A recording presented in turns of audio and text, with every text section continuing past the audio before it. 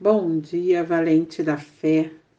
Êxodo 12:12 diz assim: Naquela mesma noite passarei pelo Egito e matarei todos os primogênitos, tanto dos homens como dos animais, e executarei juízo sobre todos os deuses do Egito. Eu sou o Senhor. Por que o nariz das estátuas está quebrado?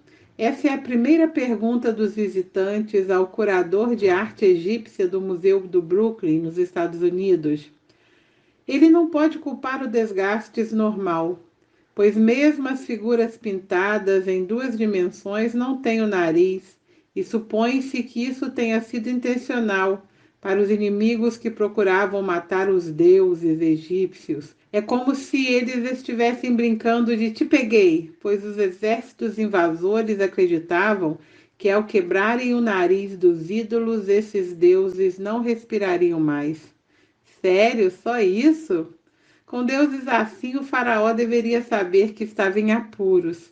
Sim, ele tinha um exército e a lealdade de toda a nação. Os hebreus eram escravos cansados, liderados por um tímido fugitivo chamado Moisés. Mas Israel tinha o Deus vivo e os deuses de Faraó eram falsos.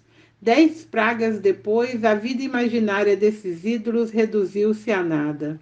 Quando os hebreus iniciaram a sua jornada, eles não estavam totalmente preparados para todos os desafios que teriam de enfrentar. Então Deus os leva por uma rota em círculos, para que eles não fossem direcionados diretamente à guerra e, temendo, voltassem ao Egito.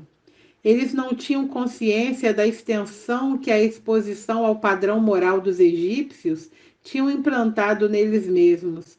Os filhos de Jacó não tinham consciência dos diferentes aspectos da escravidão que eles ainda precisavam ser libertos. E Deus os leva por uma rota em círculos, um caminho que os levaria pelos vários estágios necessários para uma libertação verdadeira, preparando-os para as sucessivas batalhas que enfrentariam.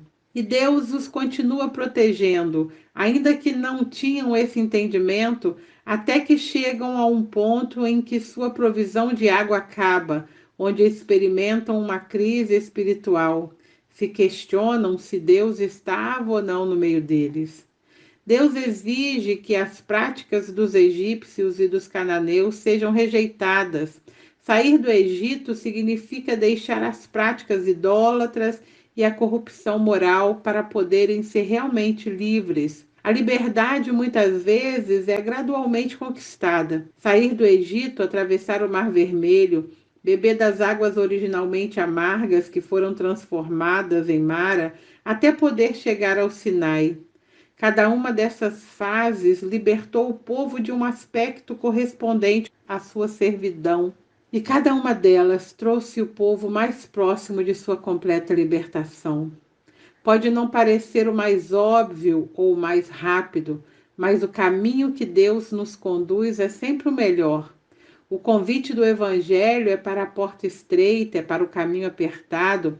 Esse caminho é o menos trilhado, mas leva ao céu. Para muita gente, quantidade é sinal de verdade. Consideram que se há muita gente fazendo algo, defendendo uma ideia ou apoiando um movimento, então isso é o certo. Da mesma maneira, se há pouca gente, então é o errado ou a falta de competência. Não creia nisso, não siga os atalhos. Prefira o caminho de Jesus. Ele faz exigências, busca santidade e temor, mas sempre oferece mais. A história da libertação do povo hebreu não termina até que o Egito é derrotado totalmente dentro deles. Vejo na vida do povo de Deus hoje muitos ecos dessa história dos israelitas. Assim como eles, fomos salvos pela graça de Deus, pelo sangue do Cordeiro, estamos libertos da escravidão, porém vivemos como peregrinos, e como peregrinos temos desafios, provações e aflições que devem nos ensinar a colocar nossa confiança em Deus. Porém, como reagimos diante dessas aflições? Respondemos com murmuração, queixa ou reclamação, ou respondemos com confissão e adoração? É fácil sair do Egito porque é Deus quem faz esse milagre. O difícil é tirar o Egito da mente. Sair do Egito não é suficiente, o Egito precisa sair de nós, o mundo precisa sair de nós. Precisamos nos despertar de que éramos escravos, de que o diabo matava nossos sonhos, nossas vidas, nossas forças, o sofrimento, a dor, a humilhação, aquele peso que existia dentro do coração, tudo isso só porque nós éramos escravos do pecado. Situações extremas sempre vão revelar nosso coração, se está firmado na fé em Deus ou se vai ficar saudoso pelo que você deixou no Egito, de como era quando você vivia lá. Nós estamos em meio a uma jornada. À nossa frente está a terra prometida, atrás de nós o nosso Egito e muitos desafios no meio da jornada. Para onde iremos? Vamos caminhar em meio às lutas em direção à nossa nova terra, confiando nas promessas de Deus e permitindo que Ele nos transforme? Ou vamos desistir de tudo e voltar para a segurança do nosso Egito, com toda a sua escravidão, sofrimento e ilusão?